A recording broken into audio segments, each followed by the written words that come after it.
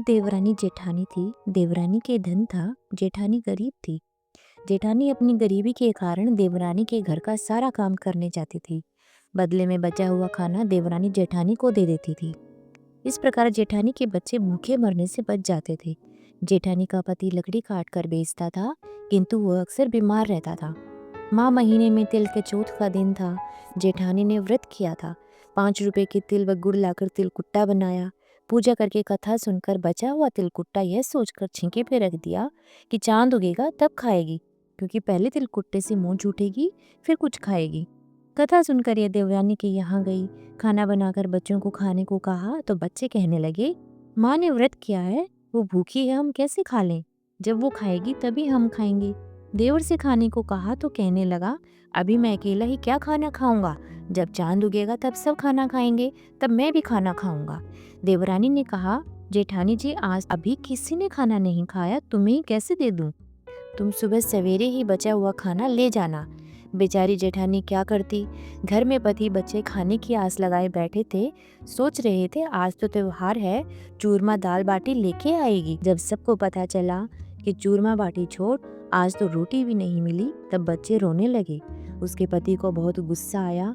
कहने लगा, सारा दिन काम करके 2 रोटी भी नहीं ला सकती हो तो काम ही क्यों करती हो?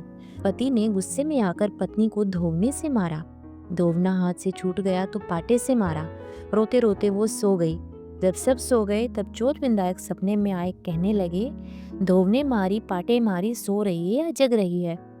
वो बोली, कुछ सो रही हूँ, कुछ जग रही हूँ। चोट विंदायक बोले, भूख लगी है, कुछ खाने को दो। जेठानी बोली, क्या दूं? मेरे घर में तो अन्न का एक दाना भी नहीं है। देवरानी बचा कुचा खाना दे देती थी, आज तो वो भी नहीं मिला। पूजा का बचा हुआ तिलकुट्टा छींके में पड़ा हुआ है, वही खा लो। खा खूकर चौथ विंदायक बोले, धोवने मारी, पाटे मारी, निमटाई लगी है, कहाँ निमटे? बेचारी जेठानी की छोटी सी झोपड़ी थी। बोली, ये घर पड़ा है, जहाँ इच्छा हो निपट लो। फिर चौथ विंदायक बोले, अब हम पहुंचे कहाँ? तो जेठानी को बहुत गुस्सा आया कि कब से तंग करे जा रहे हैं। सो बोली, मेरे सिर पर पहुंचो, और कहाँ पहुंचोगे?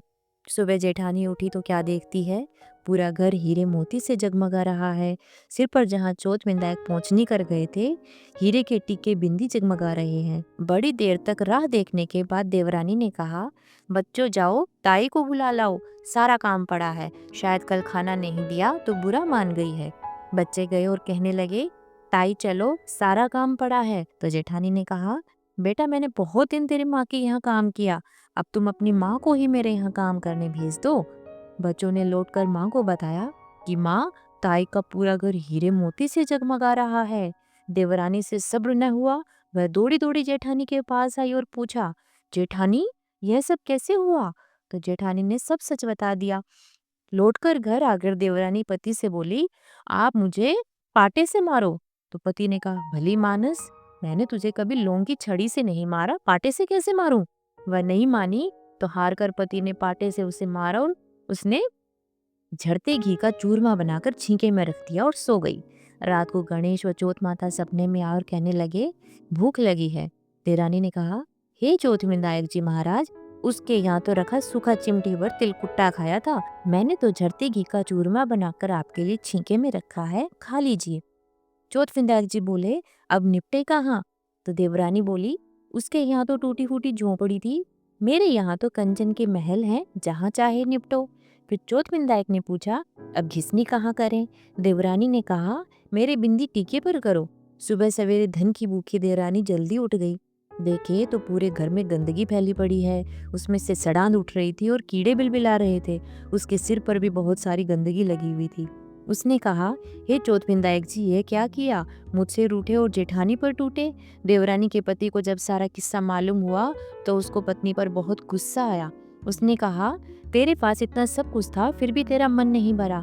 उसने उसे बहुत मारा।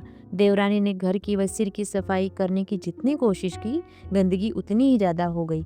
अंत में हार कर चौथ विंदायक से विनती करने लगी।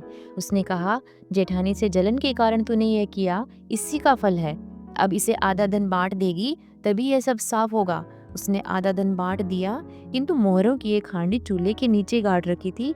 उसने सोचा कि उसका किसी को पता नहीं है, सो उसकी पाती नहीं करी। उसने कहा, चौथ विंदायक, अब तो अपना यह बिखराव समेटो। तो चौथ विधायक बोले, पहले चूल्हे के नीचे गाड़ी हुई मोरों की हांडी सहित ताक में रखी 2 सुई पड़ी है, उनकी भी पाती कर। इस प्रकार विधायक जी छोटी मोटी सब चीजों का बंटवारा कराकर अपनी माया समेटी। हे चौथ विधायक, जैसे जेठानी पर कृपा करी वैसे सब पर करना। कहानी कहने वाले, सुनने वाले और हुंकार भरने वाले सब पर करना, किंतु देवरानी को जैसी सजा दी वैसी किसी को मत देना।